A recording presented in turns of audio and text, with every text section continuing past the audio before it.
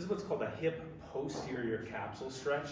That's a part in the back of your hip. This is gonna kind of feel like a glute stretch, but we're really trying to actually create a little more space in the hip joint to create some better hip joint motion. But for all intents and purposes, you're gonna feel a stretch by your back pocket. We're gonna do this on forearms. I find that can sometimes let us sink into the hips. I'm gonna send my hips back a little bit just so my low back is relaxed. I don't want my low back arched and tense here. I'm gonna put the side I'm stretching, I'm gonna cross that leg underneath here. Then I'm gonna put weight into my right knee. So I'm stretching my right side, weight into my right knee. And I'm gonna sink back and to the side a bit. So I'm going back and to the side. And as I go to the side, I'm using my body to actually press through this leg bone. So that's your femur. So I'm using my body to put weight into that right knee.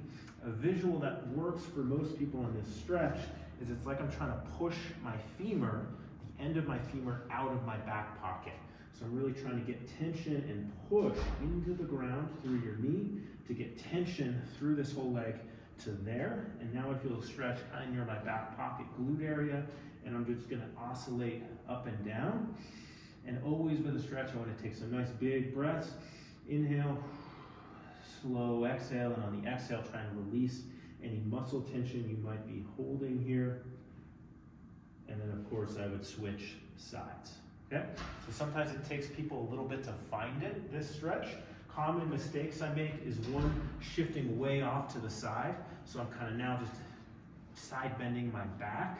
The other one is just going way back, and then it's kind of hard to move. And so it's kind of subtle at first. So I'm gonna go back a few inches and to the side, and then really the key is putting weight into your right knee, pressing your right knee into the ground as you're trying to press the femur out of your back pocket. And then I find it, and I can kind of oscillate a couple inches up and down into some different corners of that hip tissue. This should feel pretty nice, fairly gentle, but then I'll freeze up some great hip joint motion.